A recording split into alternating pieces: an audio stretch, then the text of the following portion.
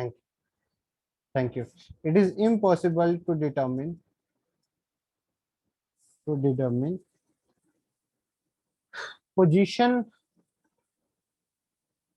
position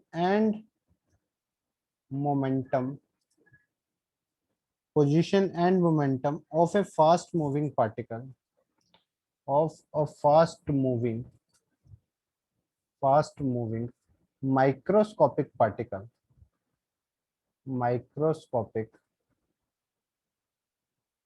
fast moving microscopic particle.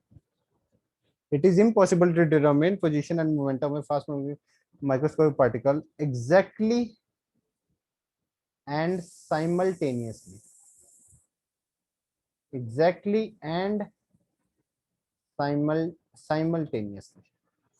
Simultaneously होना था, exactly and simultaneously. तो समझो, पहले एक बार प्रिंसिपल को समझो, फिर इसकी डेप्थ को समझने की कोशिश कर रहे हैं, कहना क्या चाहता है।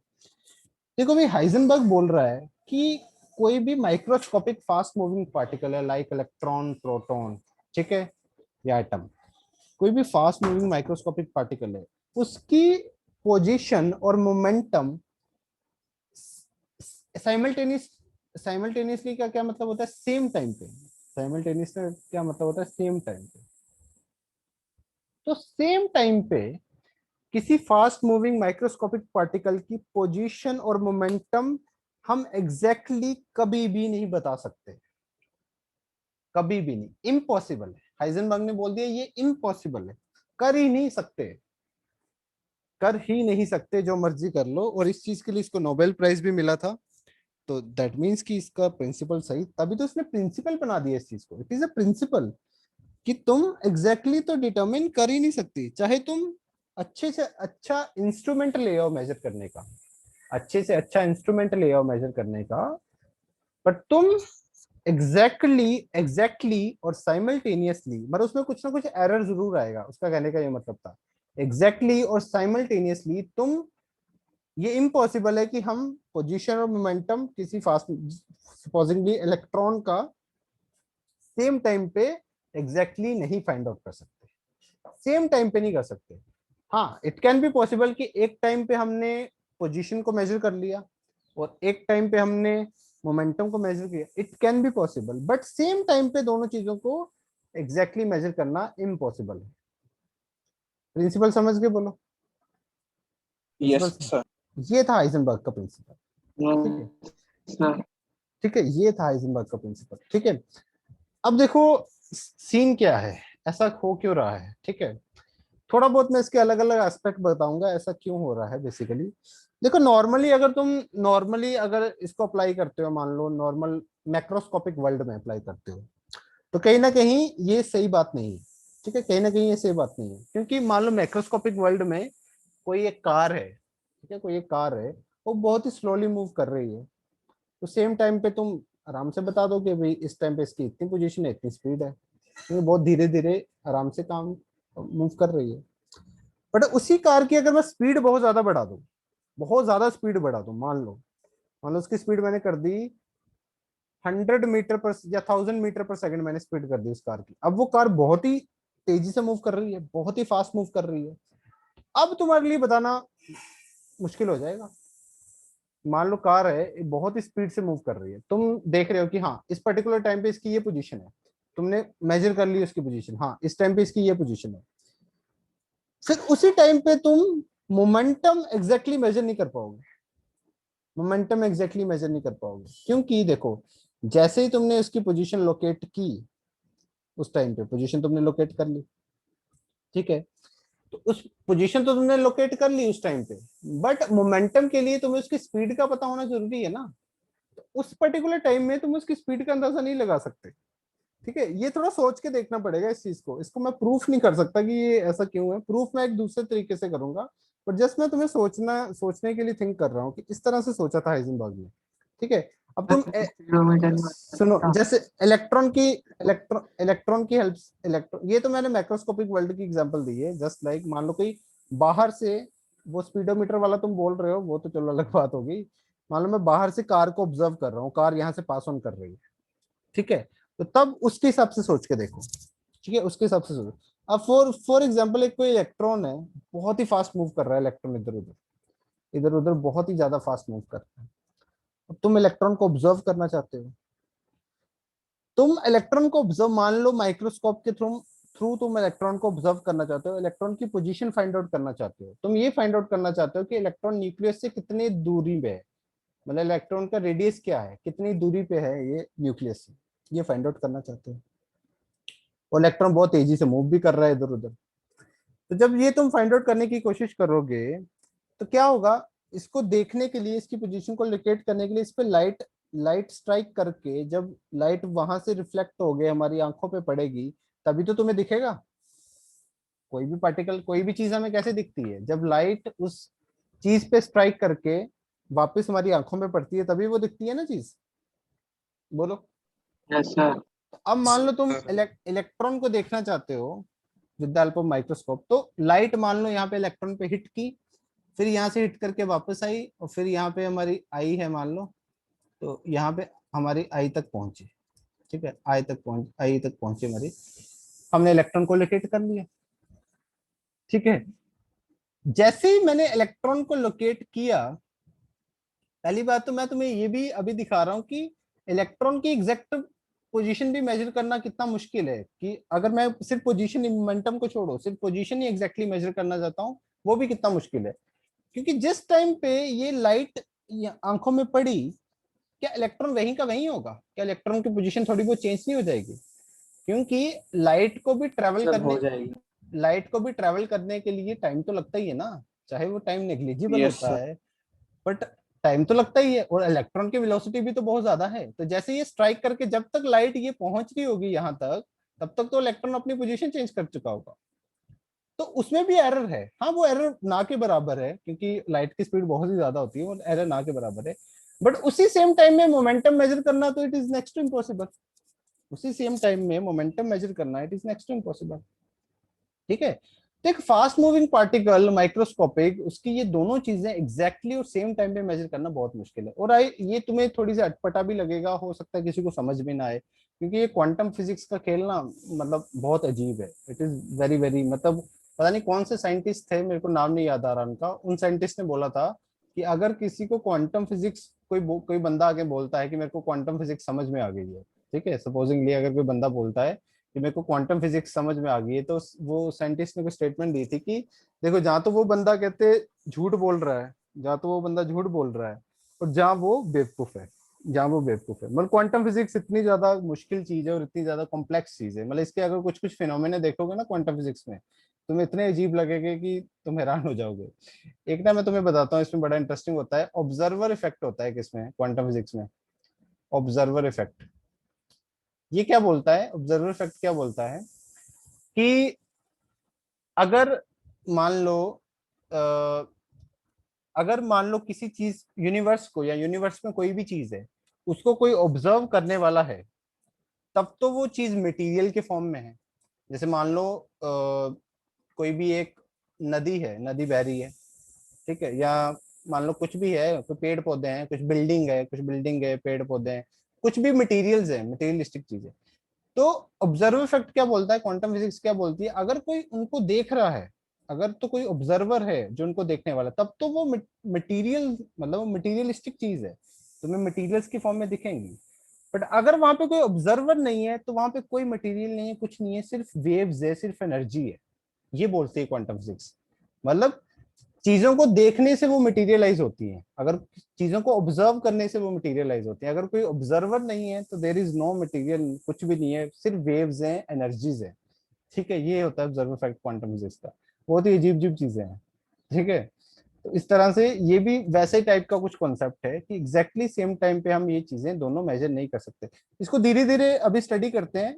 आई होप, मुझे पता है ये थोड़ा अच्छे से अभी नहीं समझ आया होगा, बट धीरे धीरे इसकी कुछ मैथमेटिकल टर्म्स, कैलकुलेशंस वगैरह करते हैं, फिर थोड़ा थोड़ा समझ आने लग जाएगा। तो मैथमेटिकली उसने क्या बोला, हाइजेनबर्ग ने मैथमेटिकली उसने ये चीज चीज प्रूव की कि delta x into delta B क्या होगा, greater than equal to H upon 4 pi. मतलब उसने डेल्टा एक्स क्या है, यहाँ पे डेल्टा एक्स क्या है, uncertainty in position, uncertainty in position, this is delta x, और डेल्टा पी क्या है, uncertainty in momentum, uncertainty in momentum.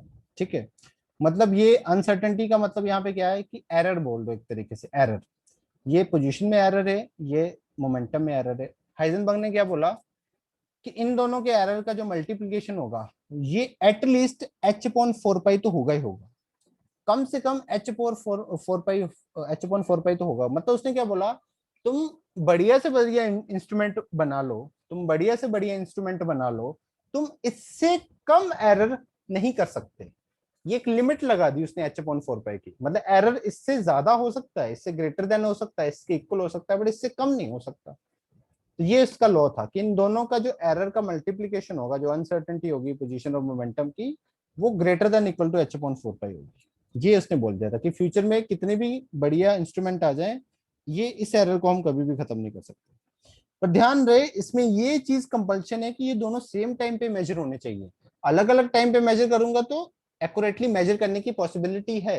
हाँ, इस टाइम हमारे पास ऐसे इंस्ट्रूमेंट नहीं है कि हम उसको भी एक्यूरेटली मेजर कर पाए, कि पोजीशन को भी एक्यूरेटली देख पाए एक पर्टिकुलर टाइम पे, बट वो एरर नेग्लिजिबल होता है। ठीक है वो एरर, बट फ्यूचर में ऐसी मशीन भी बन जाएगी कि वो एरर बिल्कुल जीरो हो जाए, कि हम पोजीशन को एग्जैक्टली फाइंड आउट कर ले।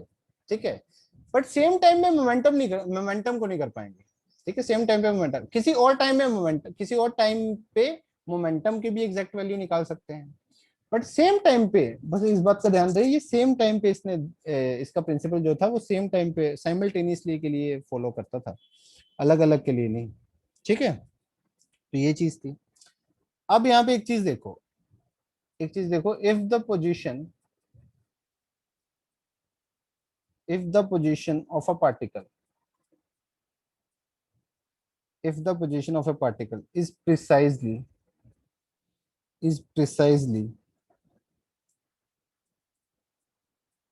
या is precise,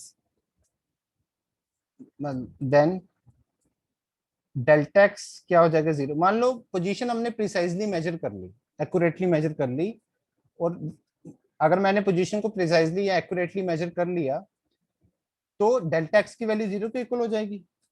then and delta P की वैल्यू किसके इक्वल हो जाएगी, इन्फिनिटी के इक्वल हो जाएगी ना भाई। देखो ये delta x into delta P किसके इक्वल है, greater than equal to H upon 4 pi, delta P H upon 4 pi, यहाँ पे डेल्टा एक्स आ जाएगा। अगर ये जीरो है, अगर ये जीरो हो जाएगा तो ये इन्फिनिटी नहीं हो जाएगा, ये इन्फिनिटी को टेंड नहीं करेगा।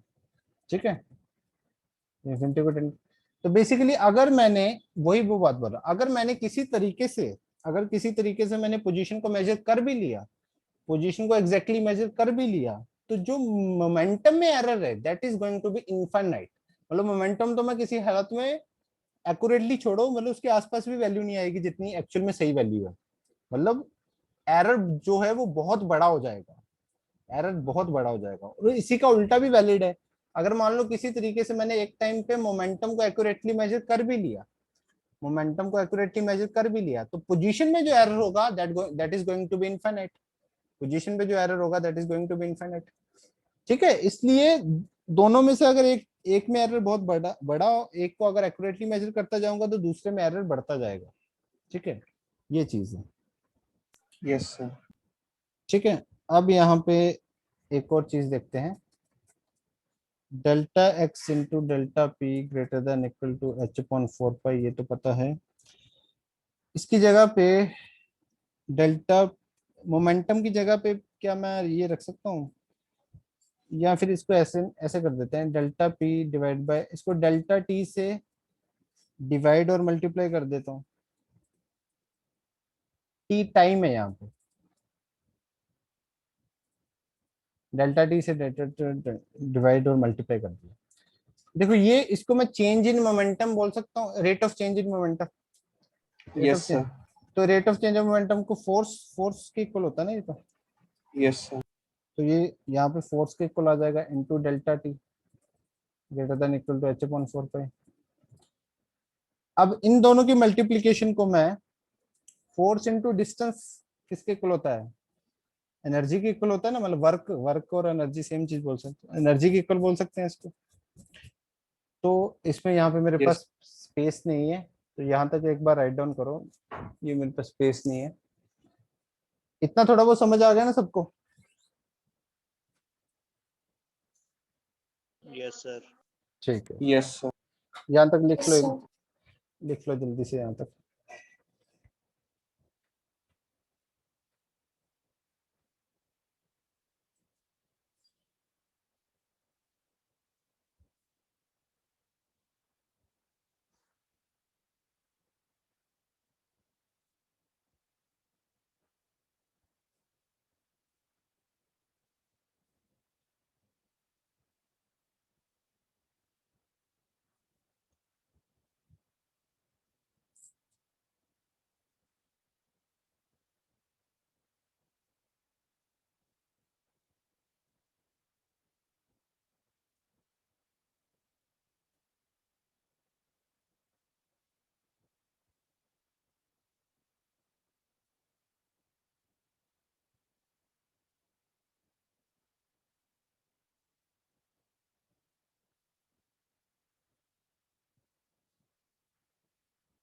हो गया, लिख लिया, आगे बढ़े।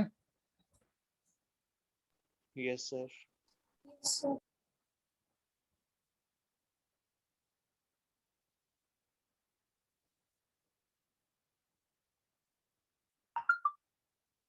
ठीक है, तो ये जो delta x into f into delta T greater than equal to H upon 4 पाई,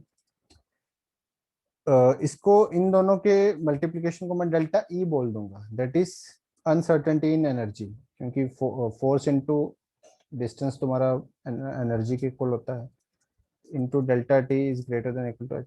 तो ये बेसिकली न्यूमेरिकल सॉल्विंग के लिए यूज हो जाता है, कई बार ये एक अलग मतलब अलग एक्सप्रेशन है इसका अनसर्टेनिटी का, तो कई बार न्यूमेरिकल्स में ये यूज हो जाता है। तो यहाँ पे डेल्टा ई क्या है? Uncertainty in energy, uncertainty in energy, ठीक है। और डेल्टा टी क्या है? अनसर्टेनिटी इन टाइम, ठीक है। ये चीज है। एक इस एक्सप्रेशन को इस तरीके से भी लिखा जाता है, ये भी चीज लिख लो, ये delta P delta x into delta P greater than equal to H, H bar इस तरह से बीच में ये लाइन लगा दे, एच क्रॉस बोल देते हैं इसको, एच क्रॉस, ठीक है, अपॉन 2। ये एच क्रॉस की वैल्यू होती है एच अपॉन 2 पाई, बस एक बोलने का तरीका है और कुछ नहीं है। तो एच क्रॉस की वैल्यू यहाँ पे हो जाती है एच अपॉन 2 पाई, ठीक है। तो चीज वही होगी, बस इसकी जगह एच अपन 2 पाई की जगह हम ये वैल्यू यूज कर लेते हैं, ठीक है। ठीक है, ओके, अब इसको देखते हैं आगे। अब इसको ना, इस चीज को थोड़ा प्रूफ करने की कोशिश करते हैं कि ऐसा क्यों हो रहा है, ठीक है। तो इसमें देखना, according to principle of optics, ये ऑप्टिक्स चैप्टर तुम पढ़ोगे इसमें फिजिक्स में, according to principle of optics, that if a light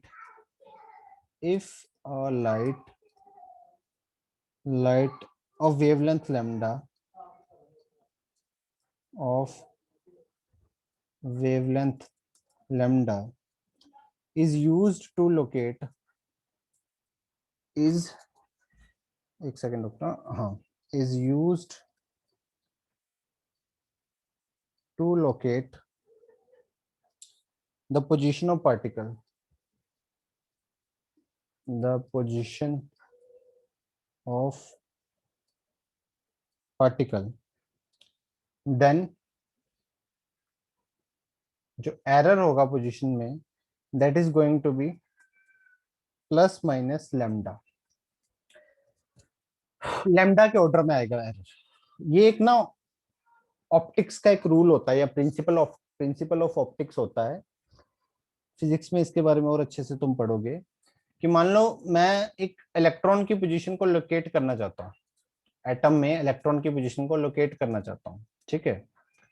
तो ऐसे न्यूक्लियस है, यहाँ पे मान लो इलेक्ट्रॉन कहीं भी हो सकता है, इस यहाँ यहाँ कहीं भी, यहाँ पे न्यूक्लियस है। तो इलेक्ट्रॉन की पोजीशन को लोकेट करना, तो मैं जिस लाइट की हेल्प से बेसिकली जिससे देख रहा हूँ, उस माइक्रोस्कोप की हेल्प से देख रहा हूँ, तो वहां पे लाइट स्ट्राइक करके ऐसे वापस आएगी, ठीक है, फिर वो आंखों में हम उसको लोकेट करेंगे।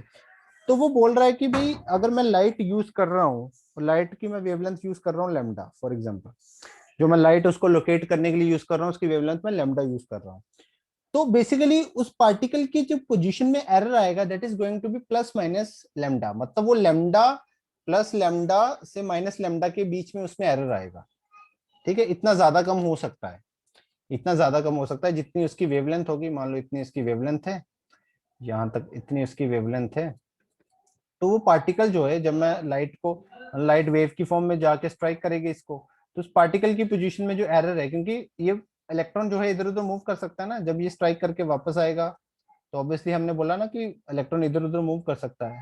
तो एक्सपेरिमेंटली ये देखा गया है कि ये जो एरर है वो कितना हो सकता है, प्लस माइनस लैम्डा के इक्वल हो सकता है, जितनी इसकी वेवलेंथ है उतना ज्यादा कम हो सकता है। This is the principal of optics, ठीक है। इसको ज्यादा हमने डेप्थ में नहीं देखना, बस इस चीज को यूज कर लेंगे हम, इस चीज को यूज कर लेंगे।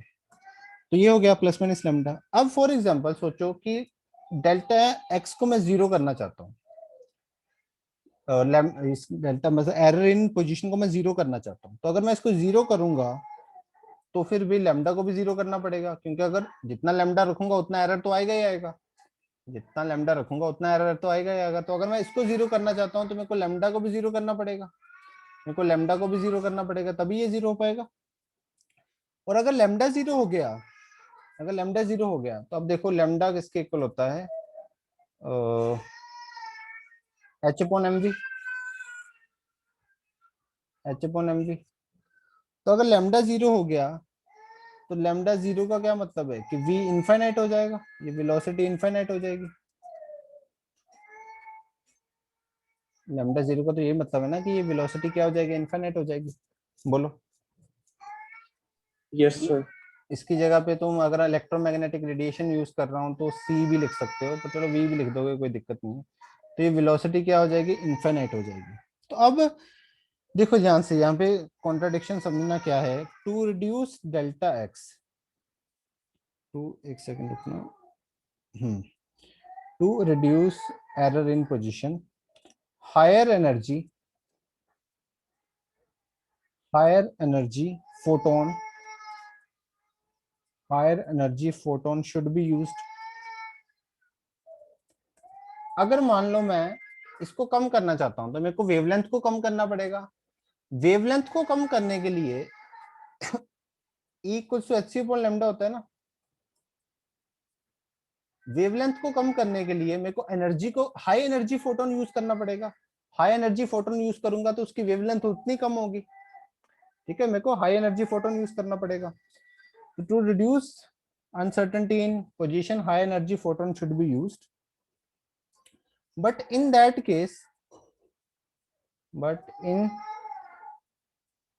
that case delta v will be higher।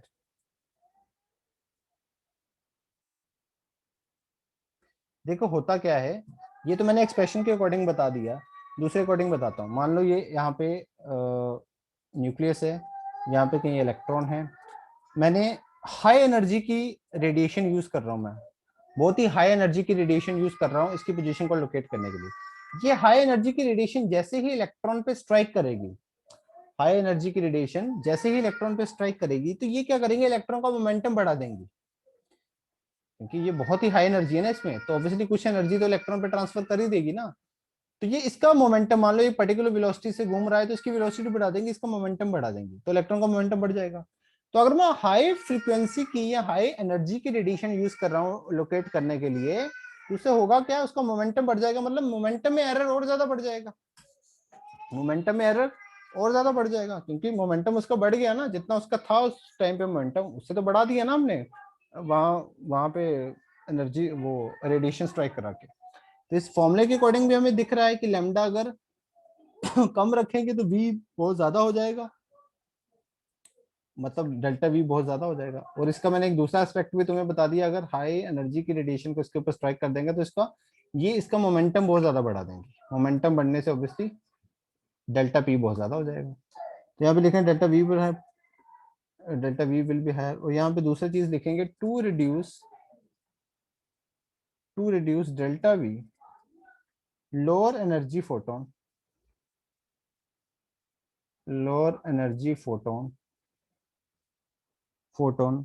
should be used।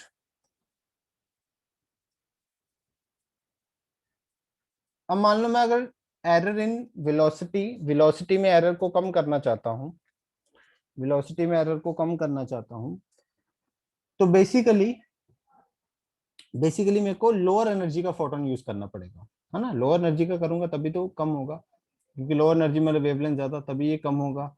और दूसरी चीज की, अगर लोअर एनर्जी का होगा तो वो उसका मोमेंटम भी इंक्रीज नहीं करेगा इलेक्ट्रॉन का, पर उससे प्रॉब्लम क्या आएगी, but in this case delta x will be higher.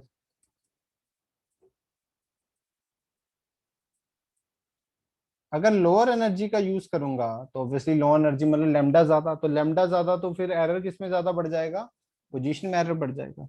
तो यहाँ पे कॉन्ट्राडिक्शन देख रहे हो ना, अगर मैं पोजीशन के एरर को कम करना चाहता हूँ तो जो मोमेंटम में एरर है इसको ना ऐसे सीधा डायरेक्टली मोमेंटम भी तुम, क्योंकि एच अपॉन पी भी तो बोल सकता हूँ, इसको मोमेंटम भी बोल सकता हूँ। बाकी मास में तो इतना फर्क नहीं आता। वैसे तुम आगे चल के फिजिक्स में देखोगे कि मास में भी फर्क आ जाता है थोड़ा बहुत, फास्ट मूविंग पार्टिकल्स में, तो वो चीज अभी जरूर स्किप करो। तो मोमेंटम इनफाइनाइट मतलब मोमेंटम यहाँ पे भी पी लिख सकते हो, अगर तुम चाहो तो यहाँ भी पी लिख सकते हो। समझ आ रही है ना सर वो कॉन्ट्रडिक्शन? मास वाली चीज हमारी सर ये मैं दोनों भी पॉइंट लास्ट के सामने नहीं आए। क्या क्या? सर दोनों सर वो पॉइंट टू मास रिड्यूस वाली चीज अभी आप सर ये पॉइंट सर नहीं आया सर, एक बार फिर से बता दीजिए। हाँ बता देता हूँ, फिर से बता देता हूँ पॉइंट ये वाला।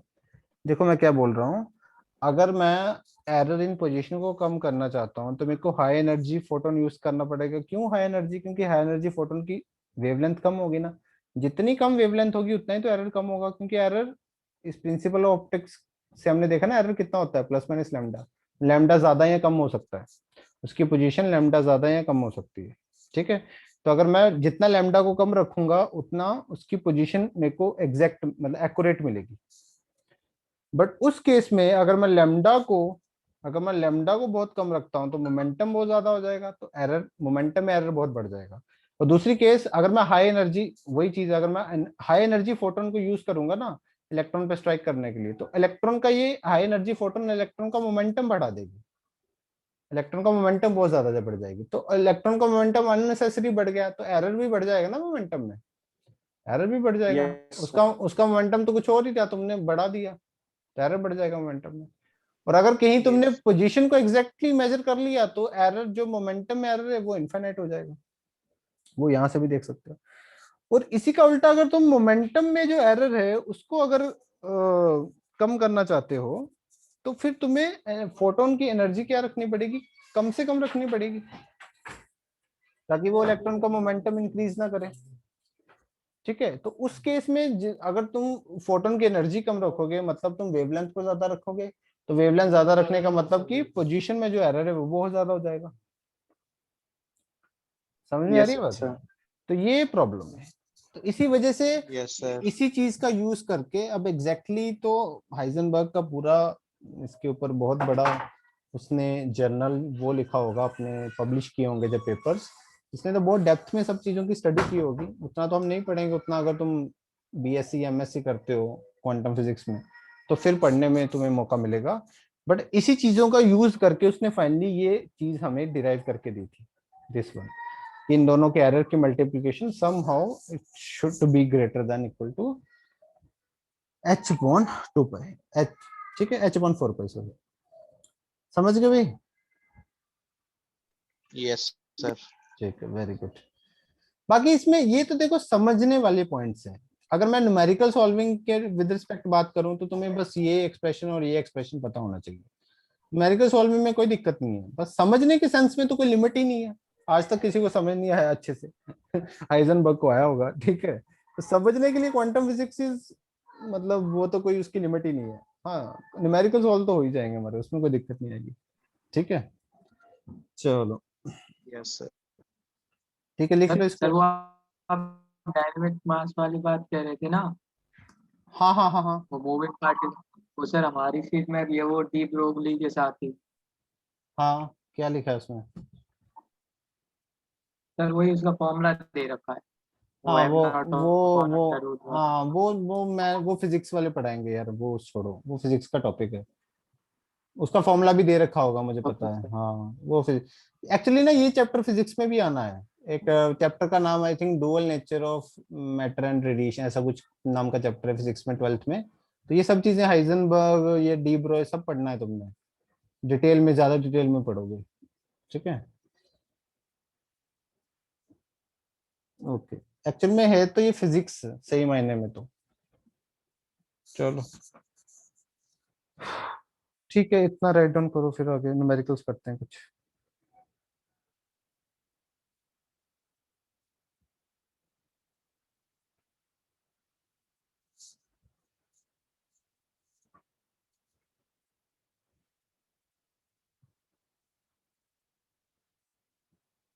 लिख लिया, आगे बढ़े।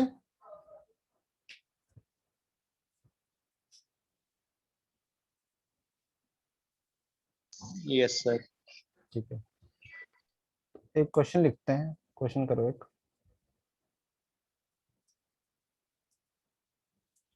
A golf ball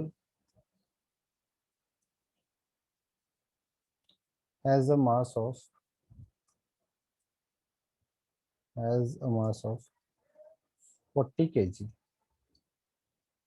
and speed of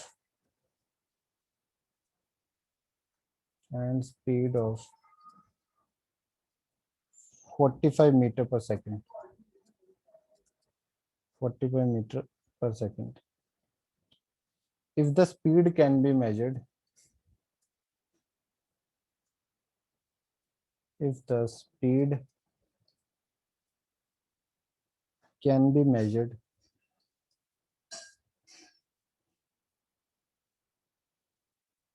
with accuracy of with inaccuracy, देखो with inaccuracy, नहीं नहीं सॉरी, with well वही बात होगी, with accuracy of 2%. calculate calculate uncertainty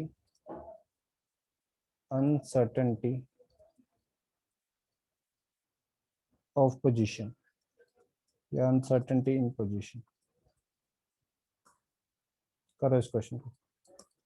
मतलब हमने स्पीड को जो मेजर किया है उसकी एक्यूरेसी सिर्फ 2% है, मतलब एरर कितना हो जाएगा, 9%, क्या बोल रहा हूँ, एरर इसमें तुम्हारा हो जाएगा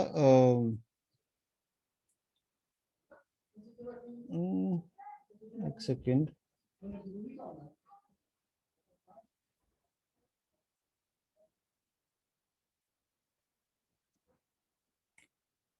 सॉरी सॉरी, इसमें इतनी एक्यूरेसी नहीं, इतना एरर मान लो, दिस इज एरर। ठीक है, तो ये बेसिकली इनएक्यूरेसी बोल दो इसको, मतलब इतनी कम एक्यूरेसी से हमने इसको मेजर किया है। ठीक है, 2% का एरर है, मतलब ऐसा मान लो। ठीक है, अब निकालो कि उसमें कितनी अनसर्टेनिटी होगी पोजीशन में। ठीक है, करो इस क्वेश्चन को जल्दी से।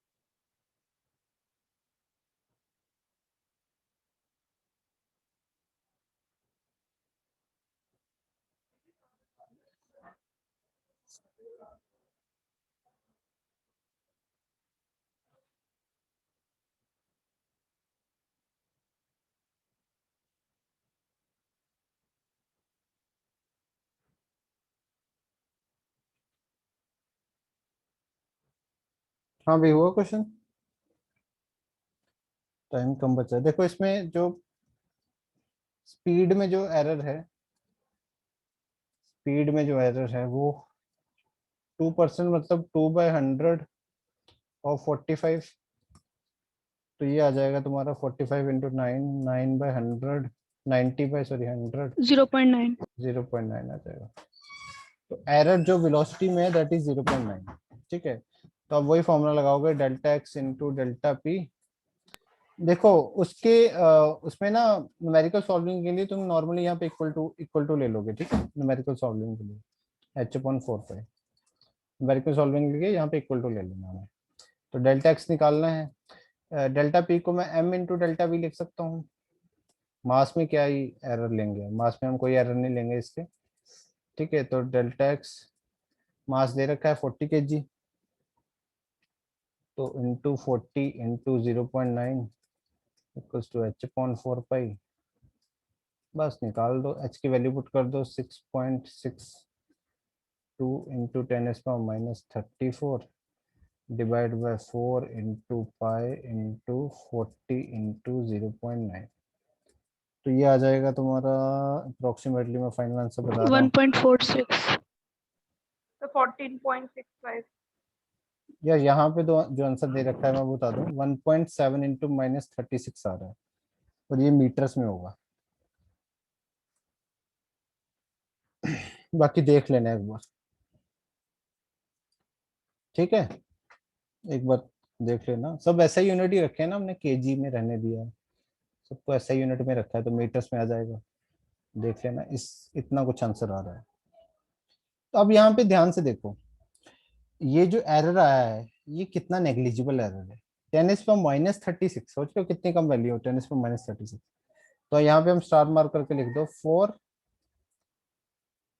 For large particle,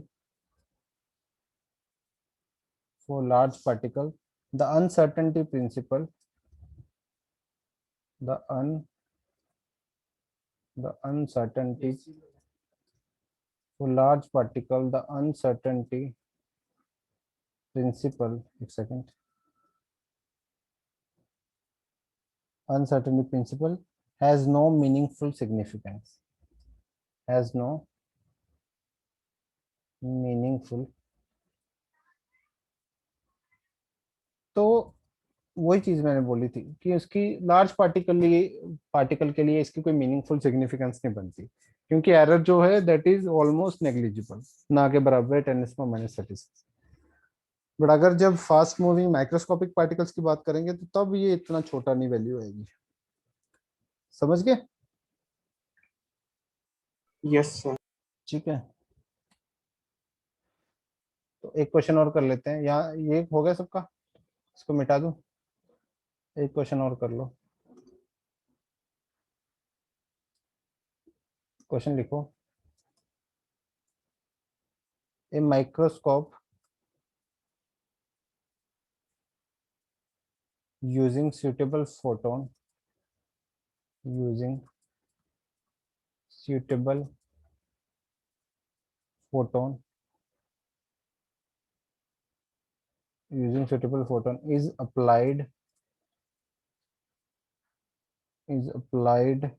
to locate an electron, to locate an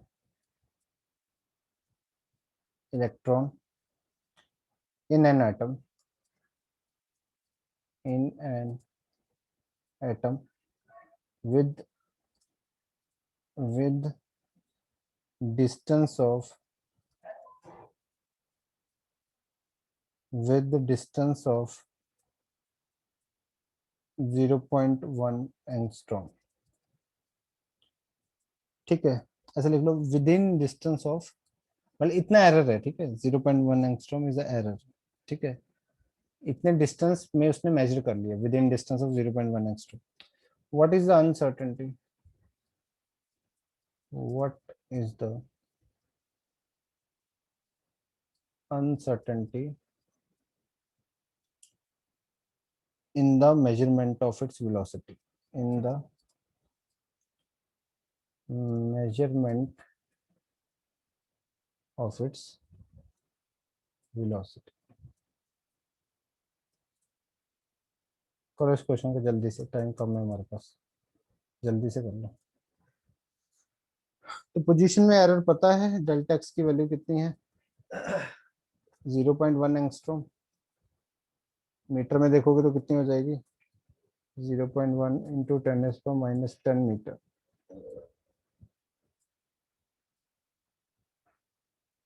11 metre. करो।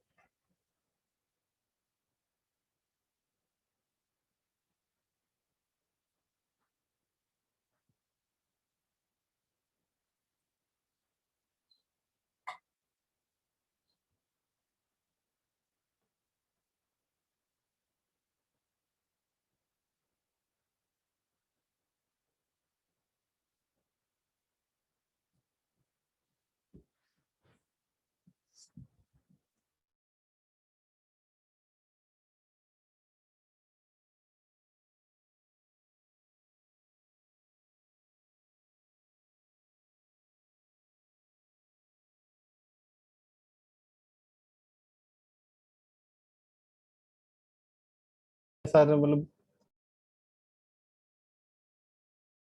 सर 5.5 into 10 की पावर 6।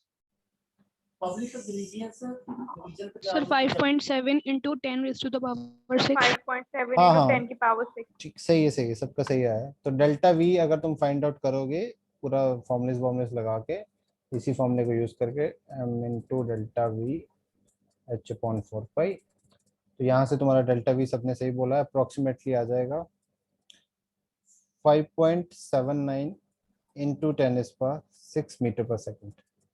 अब बताओ क्या ये नेग्लिजिबल है? इसको हम नेग्लिजिबल बोल सकते हैं क्या? This is not a No, sir. Negligible value. No, sir.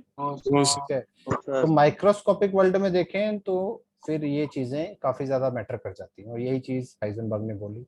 अब तुम देख रहे हो कि नील बोहर में क्या प्रॉब्लम है। नील बोहर ने क्या किया था, उसने सेम टाइम पे उसने बता दिया भाई कि इलेक्ट्रॉन इतने रेडियस पे बैठा हुआ है यहाँ पे। उसने पर्टिकुलर रेडियस डिफाइन कर दिया ना हर एक इलेक्ट्रॉन का। उसने बोला कि इतने रेडियस पे इलेक्ट्रॉन बैठा हुआ, मतलब न्यूक्लियस से इतना दूर है, और उसने वेलोसिटी भी बता दी, उसने पोजीशन भी बता दी कि इतना एग्जैक्टली दूर है न्यूक्लियस से इलेक्ट्रॉन। सेम टाइम पे उसने एग्जैक्टली इलेक्ट्रॉन की पोजीशन भी बता दी और वेलोसिटी भी बता दी। हर एक ऑर्बिट में उसने कितनी वेलोसिटी से इलेक्ट्रॉन घूम रहा है ये भी बता दिया था, और उसने ये भी बता दिया था कि वो फर्स्ट ऑर्बिट में या सेकंड में या थर्ड में। तो न्यूक्लियस से कितना दूर है ये बता दिया, और ये भी बता दिया कि उसकी वेलोसिटी कितनी है। तो हाइजेनबर्ग के अकॉर्डिंग ये चीज बिल्कुल ही गलत होगी। तो यहाँ पे आगे नील बोहर बिल्कुल धज्जियां उड़ गई थी नील बोहर मॉडल की। यहाँ पे बिल्कुल मतलब ये ना एक ड्रास्टिक चेंज था फिजिक्स में या जो भी केमिस्ट्री में, कहीं भी एटम की जो डिस्कवरीज हो रही थी उसमें ये ड्रास्टिक चेंज था हाइजेनबर्ग वाला जो एक्सपेरिमेंट था। तभी इसको नोबेल प्राइज भी दिया गया इसके। इसी के मॉडल के बाद एक बहुत ही इंटरेस्टिंग कॉन्सेप्ट आता है। मतलब इसके बाद हुआ क्या कि फिर ये कॉन्सेप्ट आया भाई, अगर हम किसी चीज के लिए सर्टन ही नहीं है, इवन इन लाइफ हम किसी चीज के लिए सर्टन नहीं होते, कोई भी चीज सर्टन नहीं है। मतलब जैसे कल तुम्हारे कुछ लेक्चर्स है, क्या वो लेक्चर्स हो पाएंगे या नहीं? कल क्या तुम लेक्चर अटेंड कर रहे होगे इस टाइम पे या नहीं? क्या तुम 100% श्योर हो सकते हो इस चीज के लिए? क्या 100% श्योर हो सकते हैं? कभी भी नहीं। किसी चीज के लिए इस दुनिया में, किसी चीज के लिए हम 100% श्योर नहीं हो सकते, क्योंकि हमें क्या पता यूनिवर्स में थोड़ा सा भी इधर उधर कुछ हुआ, थोड़ी सी भी यूनिवर्स में कुछ चेंजेस आए तो अर्थ खत्म। अर्थ को खत्म होने में क्या टाइम लगेगा? तो यूनिवर्स में कुछ भी ऐसा गड़बड़ हुई मगर थोड़ी बहुत, अर्थ खत्म। तो किसी चीज की कोई श्योरिटी नहीं है, 100% श्योर हम किसी चीज के लिए नहीं हो सकते। This is Heisenberg's uncertainty principle. ठीक है, तो वही चीज थी। अब यहाँ पे ये एक नया कॉन्सेप्ट आ गया था कि इलेक्ट्रॉन कहीं भी हो सकता है भाई। इलेक्ट्रॉन किसी टाइम पे यहाँ हो सकता है, यहाँ हो सकता है, यहाँ हो सकता है, यहाँ हो सकता है, इलेक्ट्रॉन कहीं भी हो सकता है। इलेक्ट्रॉन की तुम पर्टिकुलर फिक्स्ड पोजीशन बता ही नहीं सकते। इलेक्ट्रॉन की तुम फिक्स्ड पोजीशन बता ही नहीं सकते, इम्पॉसिबल है, पहले बता दिए। तो इलेक्ट्रॉन कहीं भी हो सकता है, इलेक्ट्रॉन यहाँ यहाँ यहाँ यहाँ कहीं भी हो सकता है। तो इसके बाद एक नेक्स्ट कॉन्सेप्ट आएगा ऑर्बिटल्स का, जिसमें हम प्रोबेबिलिटी की बात करेंगे। क्योंकि अगर हम किसी चीज के लिए सर्टेन नहीं है तो ऑब्वियसली हमें प्रोबेबिलिटी की टर्म्स में बात करनी पड़ेगी ना। कल तुम लेक्चर अटेंड करोगे या ना करोगे, इसकी प्रोबेबिलिटी 99.99% है, बट श्योर नहीं हो सकते 100%। तो अब हम प्रोबेबिलिटी की चीज पे बात करेंगे कि इलेक्ट्रॉन की प्रोबेबिलिटी होने की यहाँ यहाँ हो सकती है, क्योंकि एग्जैक्ट पोजीशन तो बता नहीं सकते, बट हाँ ये प्रोबेबिलिटी बता सकते कि हाँ यहाँ होने की प्रोबेबिलिटी ज्यादा है, यहाँ होने की प्रोबेबिलिटी। तो अब ये नेक्स्ट लेक्चर में ये कॉन्सेप्ट आएगा, ऑर्बिटल्स का कॉन्सेप्ट। ठीक है भाई? Yes yes sir. ओके ठीक है, चलो आज के लेक्चर फिर यहीं तक है, मिलते हैं नेक्स्ट में। ओके बाय बाय, तब तक के लिए ओके बाय बाय।